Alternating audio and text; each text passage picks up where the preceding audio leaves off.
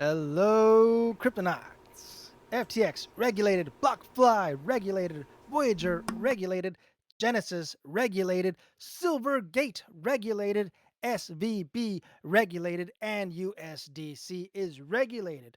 Obviously, there's a problem going on with regulations. Hmm.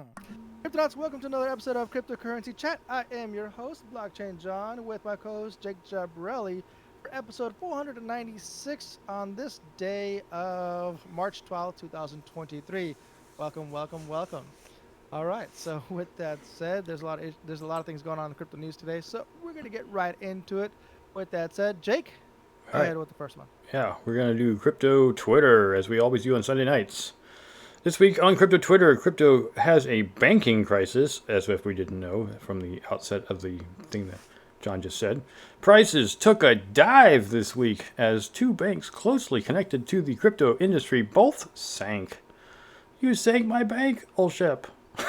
The first was Silvergate, an actual crypto bank, and the second was Silicon Valley Bank, a tech and startup focused institution that holds key crypto players as clients, including stablecoin issuer Circle and crypto VC firms Andreessen Horowitz, A16Z got hit, and Sequoia Capital. On Thursday, Ram Ahluwalia, I'm sorry I butchered that name, CEO of the SEC registered advisory firm Lumida, criticized Senator Elizabeth Warren's negative reaction to the news of Silvergate's collapse. I'm going to read just a bit of it. He says Silvergate, the first crypto bank, faced a bank run that led to its downfall. Despite facing allegations around anti money laundering, it was not these issues that ultimately caused the demise of SI. So, continuing on, that's just his response to her. The following day, reports emerged that Silicon Valley Bank, SVB, was looking for outside acquisition.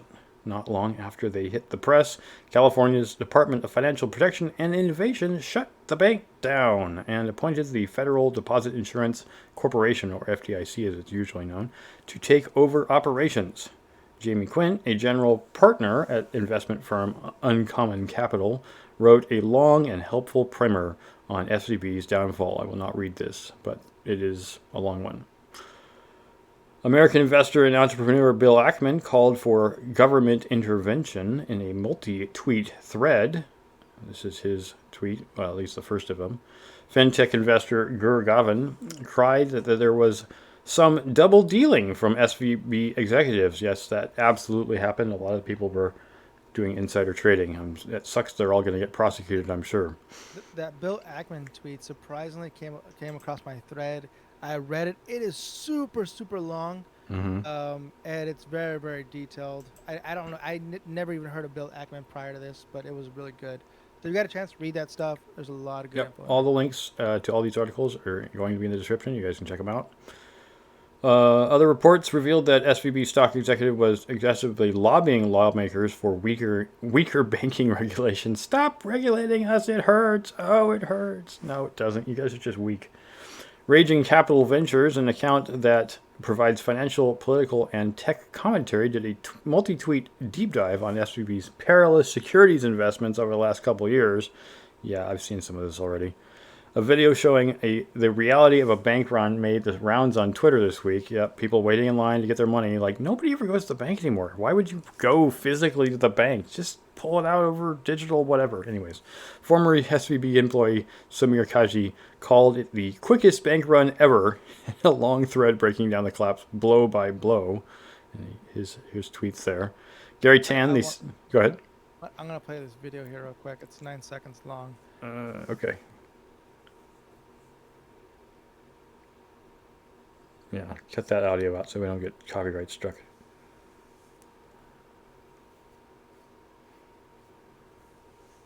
Yeah, okay. Gary Tan, CEO of startup incubator Y Combinator, shared the stark reality affecting the companies under his stewardship as a result of the news. In his multi-tweet thread, New York Times journalist Paul Krugman accused SVB of affinity fraud, a form of confidence trickery, though not fraud in the legal sense, he explained. On Saturday, Bill Ackman claimed to know what will happen to SVB depositors whose funds were locked in the bank at the time of the collapse. And that's his tweet there. Furthering on, crypto companies distance themselves. Not surprising. Many crypto companies use Twitter to assure their followers that they weren't exposed to the collapsed banks. I even personally got the emails for these companies. Look, we're not involved. We're completely gluten-free. Blah, blah, blah. Tether CTO Paolo Arduino said that Twitter's reserves were safe. Chinese blockchain journalist Colin Wu confirmed Tether's statement. I'll read that real quick here. Tether explained that it doesn't have any exposure to Silicon Valley Bank, the cash arm of USDT, reserves mainly in various banks in the Bahamas and Puerto Rico. All offshore. Thank you very much. Just like FTX, right? The $39 billion Treasury reserve is managed by Wall Street bond trading magnate Cantor Fitzgerald. Avalanche admitted some exposure to SVB, but none to Silvergate. Bored Ape Yacht Club creator Yuga Labs denied it had anything in SVB. Well, remains to be seen.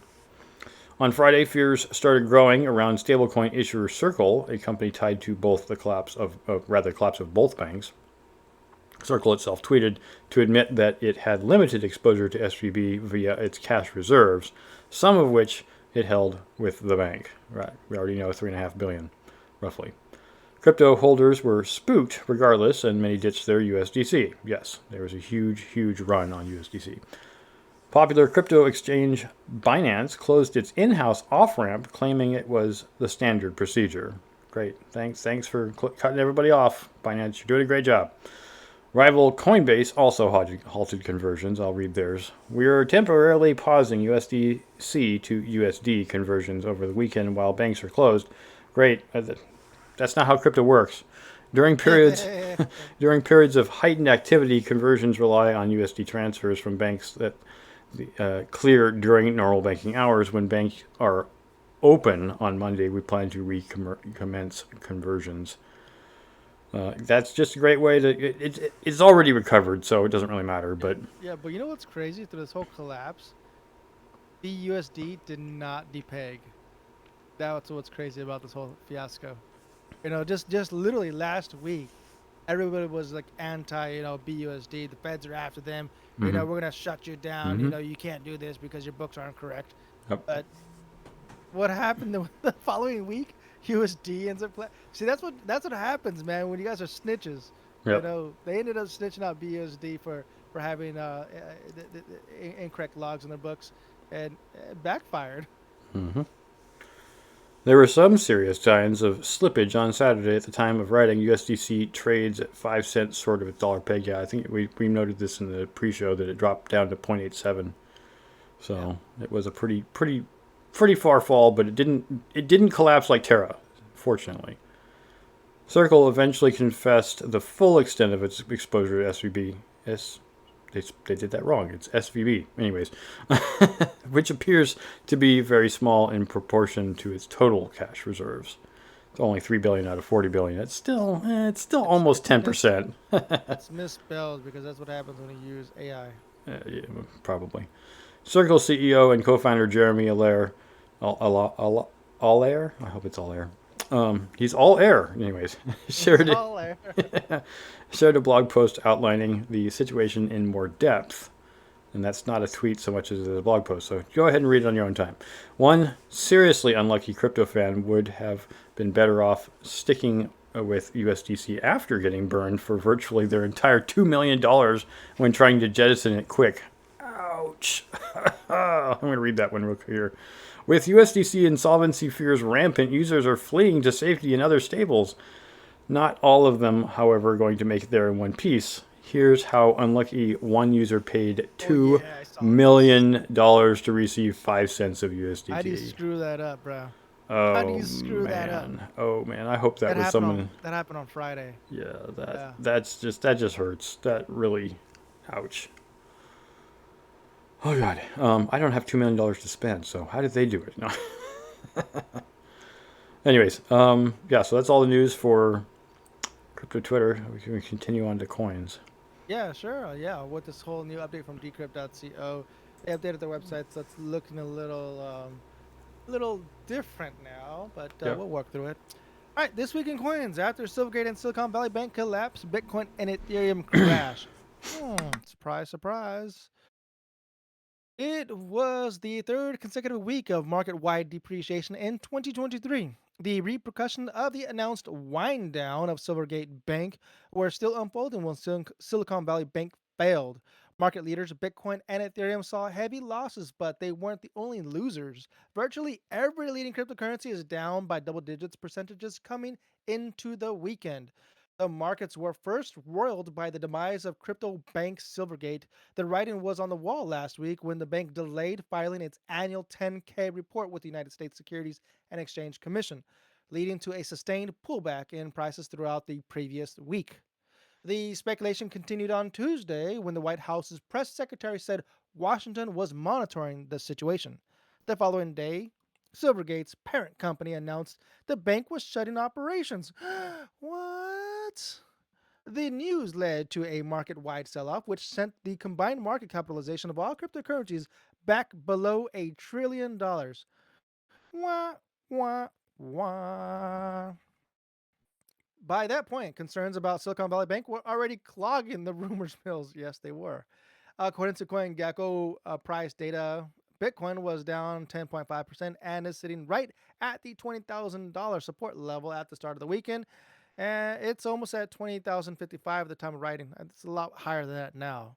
I think it's like 22, isn't it, Jake? The I think price, it's yeah, 22. it's a little over 20, 22. Sorry, Yeah. 22,000. Yeah. Ethereum, the world's number two cryptocurrency by market cap, had a similar trajectory this week. It's down 9.5% over the last 7 days, and is starting the weekend around $1,425. Similar losses of around 15% were posted by Polygon Matic, which is now worth $1.04. Polkadot is worth $5.52. Shiba Inu trades at I don't even know. That's not even. It's trading at nothing. Trading at point 0.00001024. Well, Avalanche it's changes not worth very much. So Avalanche changes hands at $14.76. Uniswap is worth $5.63. Chainlink at $6.20. The steeper losses for the week, around 20% or more, were posted by Filecoin, which is currently worth $5.30. OKB trades at $39.74. Solana at $17.74, and Dogecoin at 6 cents. Regulators talk risk, environment, and the digital dollar. Ooh. U.S. regulators were also in the spotlight this week as they aired their concerns about crypto. On Monday, Federal Reserve Chairman Jerome Powell told lawmakers on Capitol Hill that while the U.S. central bank doesn't want to stifle innovation, regulated financial institutions must take great care when engaging with crypto space due to the prevalence of fraud and the lack of transparency in the space. Elsewhere on Capitol Hill that day, the U.S. Senate chaired what lawmakers have called the first ever hearing on crypto mining environmental footprint. Senator Ed Markey, Democrat from Massachusetts, led the sessions of the Committee on Environment and Public Works and said that mining deserves the spotlight because it is extremely energy intensive and enables the creation of heavily concentrated wealth. Markey is also the sponsor of a bill pushing for more transparency for miners regarding the environmental impact. On Wednesday, U.S. Congressman Stephen Lynch, Democrat from Massachusetts, questioned Jerome Powell as the latter testified before the House Financial Service Committee. Lynch asked Powell whether a tokenized version of the US dollar would wipe out other cryptocurrencies. Powell replied that he, quote, never understood the valuation of cryptocurrencies, end quote, and argues that they don't have any intrinsic value, but nonetheless trade for a positive number. He refrained from speculating on the impact of the digital dollar. That same day, Rosten Bechnam, chairman of the Commodities and Futures Trading Commission, CFTC, told the Senate Agricultural Committee that Ethereum is a commodity. The CFTC is considered one of the most likely regulators of crypto alongside the SEC, but Benham's opinion is at odds with the SEC chair Gary Gensler, who has repeatedly made clear he sees all cryptocurrencies except Bitcoin as securities. Finally, at a panel hosted by Cato Institute on Thursday. Republicans House Majority Whip Tom Emmer, Republican of Minnesota, was Minnesota, right? Amen, Minnesota. Yes, Minnesota. Warned against a central bank digital currency (CBDC). Oh, I remember this. Thursday, arguing the concept was an affront to American values of privacy, individual sovereignty, and free markets. Quote, as the federal government seeks to maintain and expand the financial control to which it has grown accustomed to, the idea of the central bank digital currency has gained traction within the institutions of power, Emmer said. I'm confident that American values will always prevail against the power hungry whims of unelected bureaucrats. Beautiful. It's beautiful, man. I want that posted on my wall. Okay. Next news. Yeah, we're getting on to the Fed shutting down. Well, we kind of already talked about this quite a bit just with the first two articles, but frankly, it needs to be discussed because this is big news. This is I don't know if it's the fears of centralization or just the result of centralization. But the Fed shut down Signature Bank, Say Signature, and Silicon Valley Bank depositors will be made whole. Subtext is the statement assured spooked investors that the U.S. banking system remains resilient despite the failure of several institutions. And per your little meme that you had up earlier, I don't know if you want to put it up again, the Bart Simpson and Homer Simpson meme, which is ever so appropriate to this. Yeah, that one. The SVB is the largest bank to fail since the 2008 crisis. No, it's the largest bank to fail so far. Yeah, this is the problem, is that just because it's the largest since 2008, which is what, 16 years ago, 15 years ago, it doesn't mean it won't happen again. In fact, we've already seen some major crypto banks or crypto institutions fail. Why can't more fail? Well, I'm not saying I want more to fail, but really it's a leveraging issue that during COVID, SVB over leveraged itself, and then when we came out of COVID, or we're coming out of COVID right now, as it seems, people aren't able to pay back because interest rates are so high that new stuff costs way more, and so they're underwater. And Yep. I feel bad for anybody who put more than $250,000 into a bank and thought it would be safe.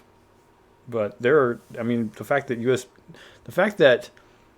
USDC had 3.3 billion in there, Are you talking about Circle? yeah, sorry, yeah, I'm just saying that USDC support of USDC was basically 1/10 of all its support was in one bank.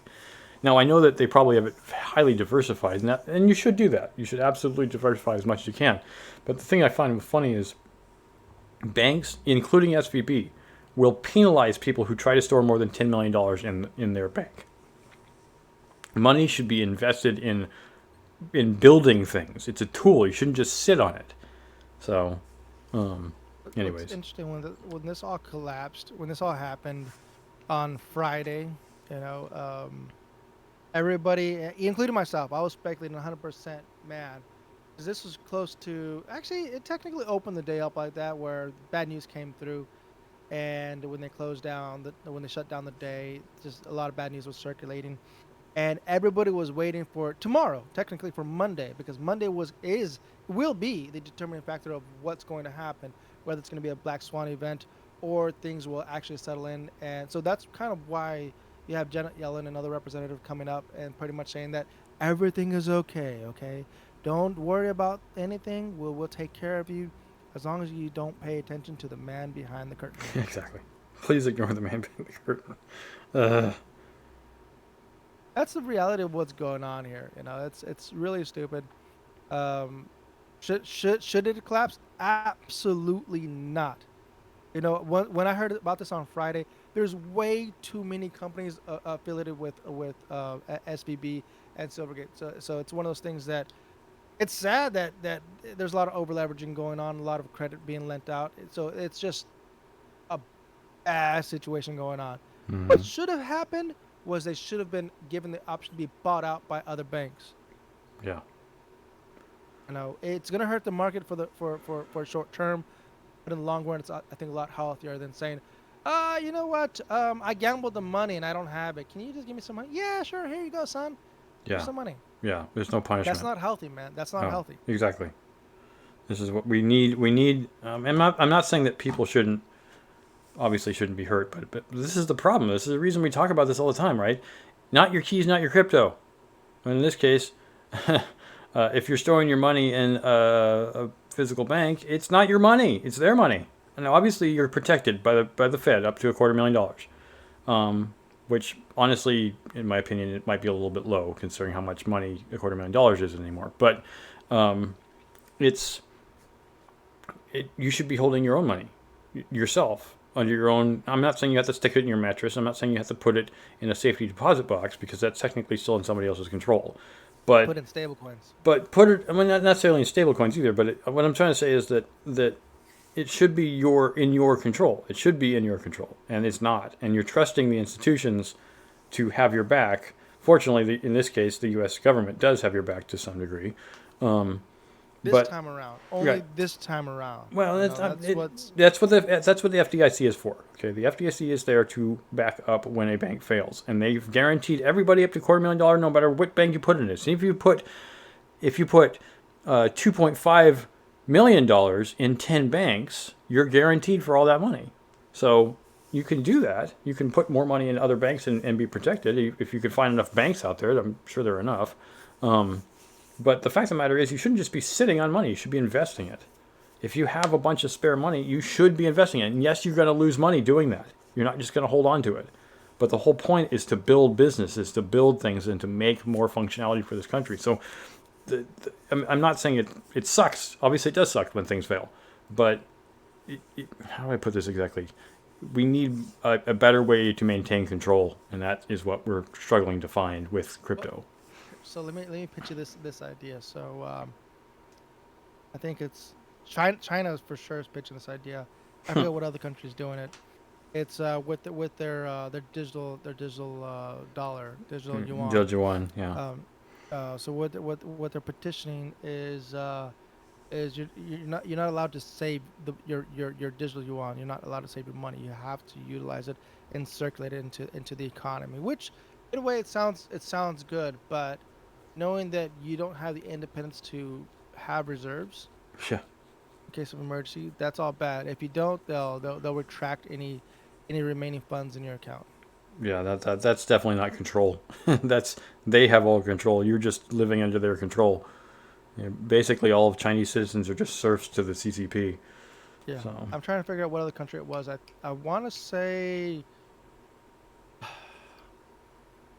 South Korea, I think, was petitioning the idea, or I forgot what. I'm just talking a bunch of nonsense. I know there was a second country petitioning the idea. Well, in any case, some people are protected. I remember I saw it on Twitter. It said that 97% of all deposits in SVB, Silicon Valley Bank, are over $250,000, which means that. And it could be 10,000 over $250,000. Maybe it's not a whole lot, but 97% of the deposits are greater than $250,000, which means they're only going to get $250,000 back. That's all that's guaranteed.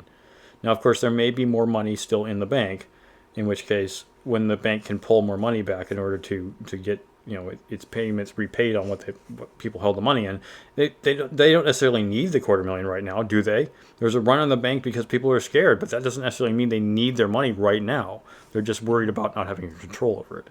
So yeah, we'll see what happens tomorrow. Literally in a few hours from now, yep. We'll find out what's going to happen. Even though everything's kind of backed up by government, they're going to take the money, still run. Is SVB still going to collapse? Is it going to give time? Is it going to be like 3 months down the road? Is it going to be next week, or literally next year? Well, is everybody going to just siphon out their money? The best way of looking at it is that the reason that SVB collapsed was because it couldn't pay the debts. It couldn't pay people what they needed. And when there's a bank run, they really can't pay it. So if people just stop running, then SVB can continue to try to get the money back from the people that owe the money. Now, if the debtors, the people that owe the money, can't pay it back, then there's a problem. But if they can, they just need a little bit of time, then it probably will sort itself out. So But that's probably why they don't reveal their K10 report right, when they're requested to, because they're yep, probably having issues with people repaying their exactly, loans. exactly, and that's what the government will then have to go and figure out is who can actually make the payments and who cannot. And we already know that the one of the reasons people are having trouble making payments is because the economy's bad. So they're So this is literally a repeat of SBF. in a This sense. this is pretty much the same exact thing, except that this is with banks and they were bailed out basically, or not. Well, They yeah, weren't bailed. it, Their entire company was taken over by the government. They don't have a company yeah, anymore. hmm yeah. So they're not in charge of anything, which of course we already know they were doing bad anyways, and we already know that the executives, seeing the writing on the wall, started trying to bail themselves out, which is completely illegal. You can't Yep. do that. You can't just steal money from the bank when you see it failing. When you see it failing, you need to turn yourself in, and that's what at least what Sam Bankman-Fried did, even though it was too late for him at that point. Um, so, anyways, let's just move on to the good news. People are minting BRC-20 meme tokens on Bitcoin via Ordinals. Yeah, so if you guys don't know, Ordinals is a thing on the Bitcoin blockchain. Uh, Ordinals has been around for, I would say, what, a couple months now, right? I think a Yeah, couple months. it's almost it's Uh, like Chat GPT. The popularity is just exploding. It's only been around and for it a few months. and it's yeah, this is exploding. Ordinals and inscriptions are one thing. So Ordinals is more of a protocol to track satoshis within the Bitcoin blockchain, and then there's the whole inscription, protocol, which you can inscribe data under 4 MB onto the Bitcoin blockchain, which you can pretty much put anything you want as long as it fits within 4 MB or a little less. Hmm. And that's what people are doing. People are loving it. People get to have it permanently on the Bitcoin blockchain, forever decentralized across the globe. Now we have this new thing called BRC-20s, where people are able to make their own tokens, their own fungible tokens on the Bitcoin blockchain, which is crazy. So now we can make our own C3 token on the Bitcoin blockchain, forever to be stored on the Bitcoin blockchain and distributed that way as well. That is actually really cool. And I'm sure that as time goes on, there's going to be a lot more protocols coming out with Ordinals. And this is all thanks to Taproot. Don't forget that, which that's pretty much where it came through. And that's the amazing thing, man. So if anybody wants to, as part of a blockchain that doesn't have Taproot, petition that, so you guys can have this awesome stuff that's going on with Bitcoin right now. Yeah, Yeah. it's as we were talking pre-show.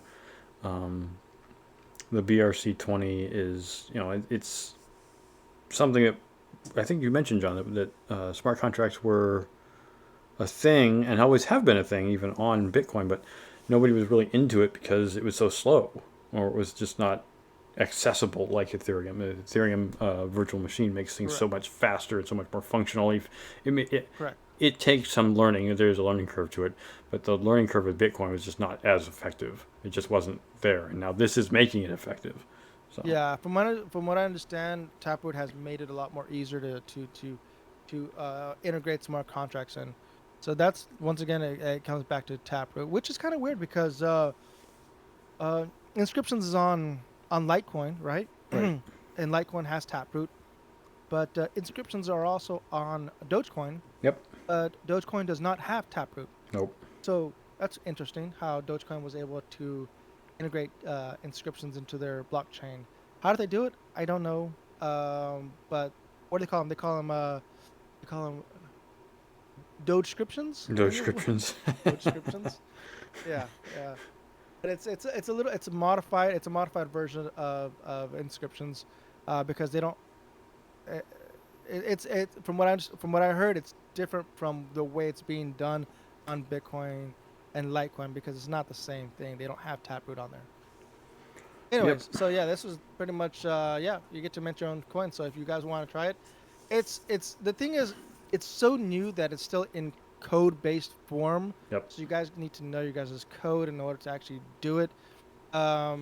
And you literally screw up a comma, a number, a Or letter, yeah, you're done. semicolon. It's destroyed. So you gotta be a little bit smart Yeah, to do that. someone's already coding a visual interface for it. So Oh, absolutely. Even with inscriptions, like right now, like when inscriptions first came out, it was so complicated that people were only able to create, in a 24-hour period, like a few, 100, if that, right? yep, And now it's to the point where we have, um, as of today, 31,700 inscriptions within 24 hours. yep, per Like day.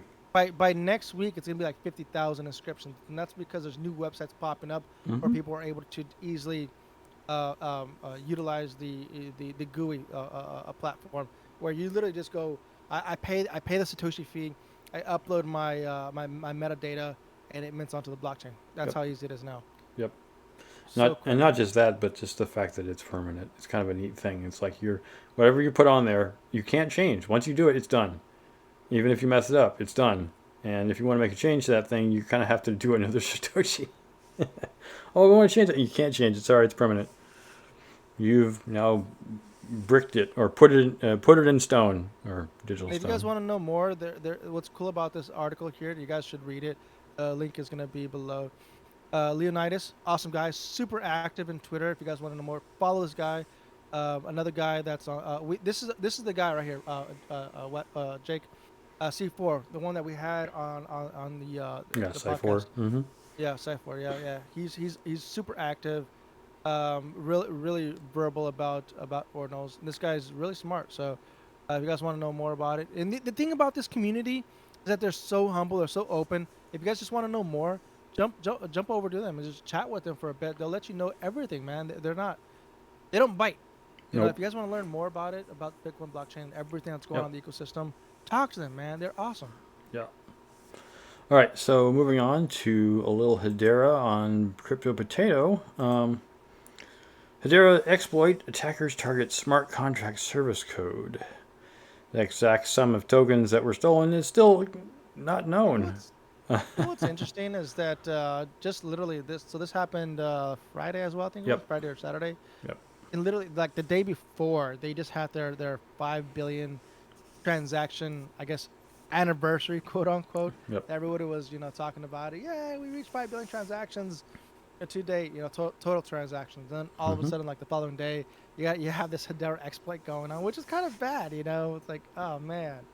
So in Well, regards to this, it's once again, it's an issue with smart contracts that would you call it a bridge, I guess. yeah, a From bridge. Yep. it's a bridge from Salsa Swap, Hilly Swap. Pretty much that's communicating from Uniswap to the Hedera mainnet.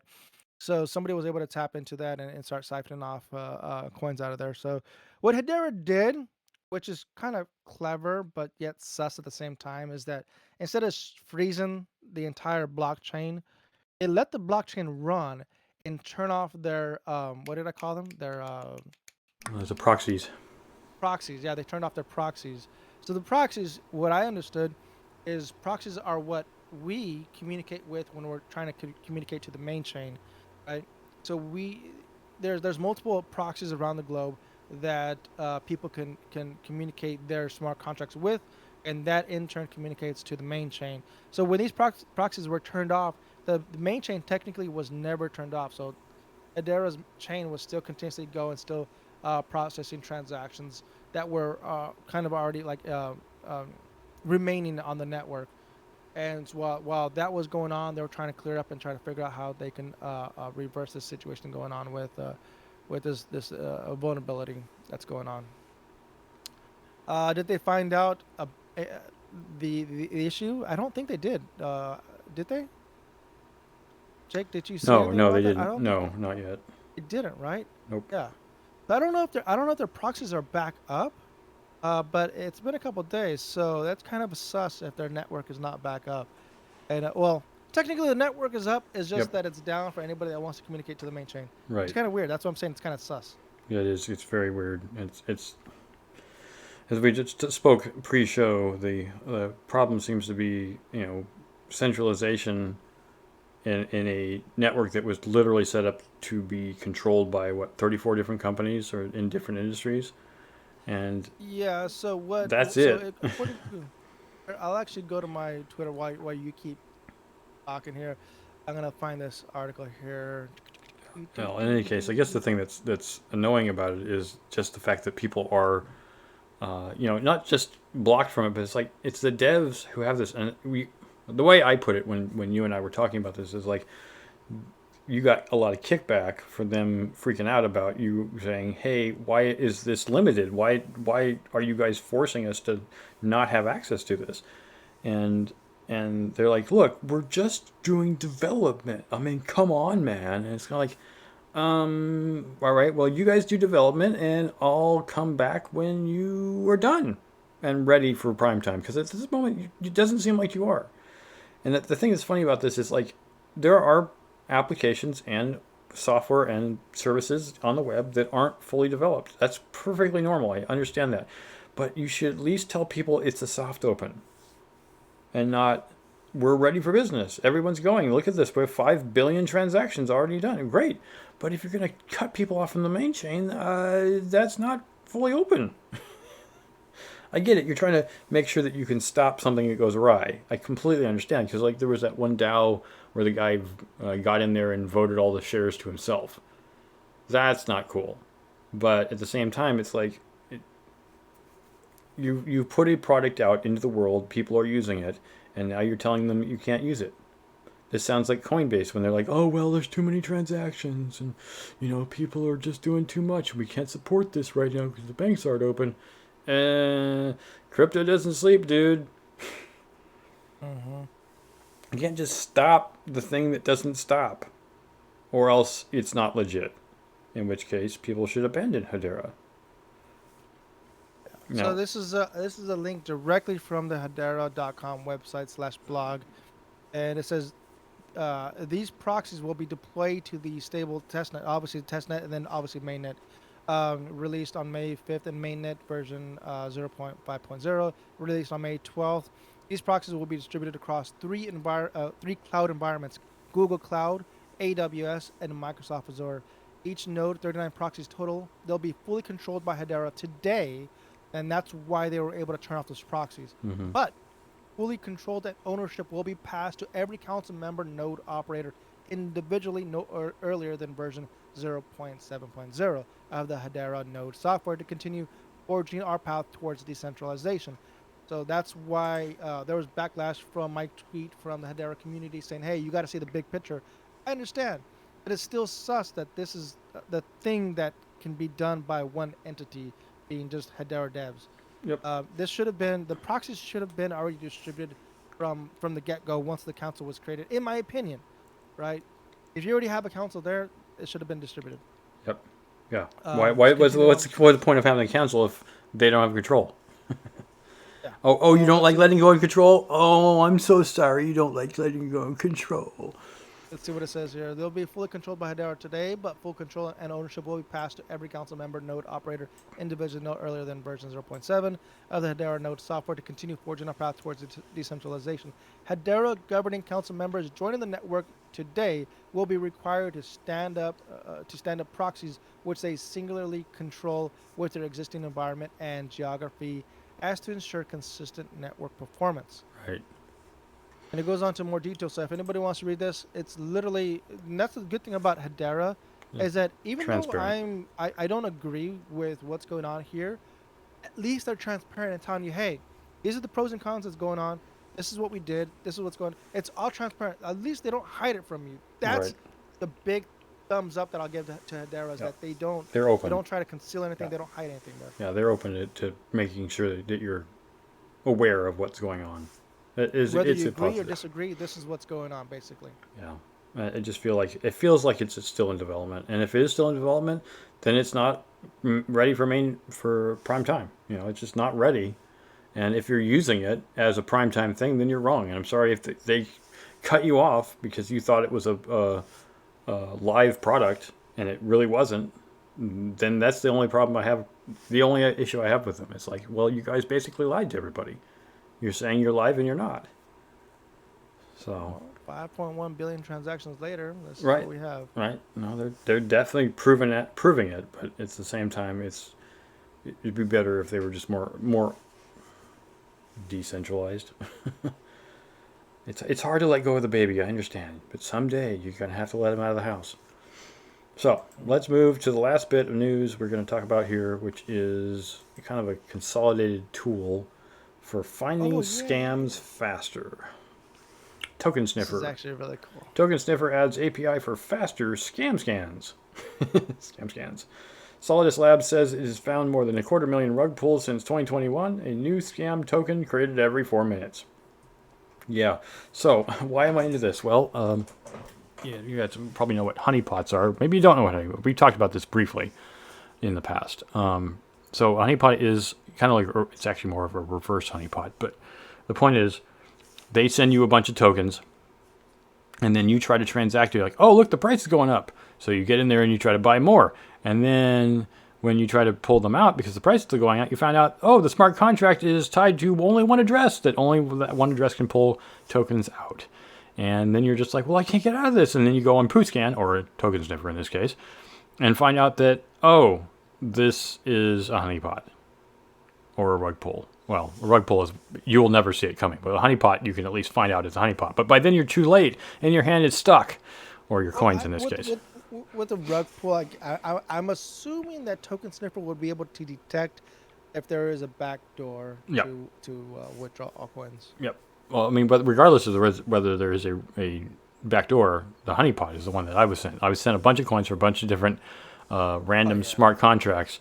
And if you're initially, the way it shows up is the people who get fooled in the beginning, which is a total pyramid scheme, but basically people get fooled in the very, very beginning. All these people get sent these coins, whether accidentally or legitimately. And they're just like, oh, look, it has a value of, let's say it was, I think what mine was worth when it sent to me was $1,000. And the price kept going up. Well, there's a reason. As I said, you can't pull anything out. You can buy it, you can get into it, but you can't get out of it. And that's why it's a honeypot.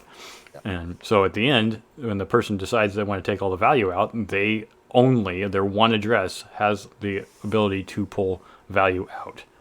So it's really kind of sneaky, honestly. If you didn't know what it was, you could easily get trapped.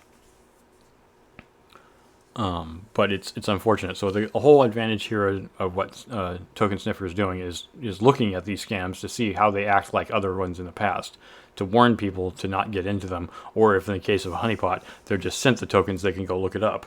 I would think it would be important, since this Token Sniffer is all about APIs, that things like non-custodial wallets would include their API, just in, basically access their API to say, hey, if you get sent these tokens, Token Sniffer will automatically tell you if they're legit. Well, I mean, I guess it could be included. CoinGecko has Gecko Terminal, which will tell you. So, but not everyone's using that. Not everyone's even aware. But Token Sniffer does actually act on a lot of different coins. You can figure out whether or not it's legit through their charting system of Dex Screener, Gecko Terminal, Etherscan, Dex Tools, PooCoin. There's a whole bunch of different tools that Token Sniffer is pulling together into one function here. How does USDT have a zero? Zero excuse me? Token is sellable, not a honeypot at this time. No, it's adequate. So yeah, it's a neat concept that these guys created to help people figure out whether or not a smart contract or a token is legit. I sincerely appreciate it. But obviously the point of the article is to make out that different websites can use the API from Token Sniffer to help their customers determine if a token that they might be interested in is legit. Oh, look, Squid Coin. Squid Coin's amazing. No, please don't. That's a rug pull. Don't go there. I try to warn them, man. I try to warn them. Yeah, it is difficult. I won't deny it. It is absolutely difficult to make sure that what you're into is real. And that's the point of Token Sniffer.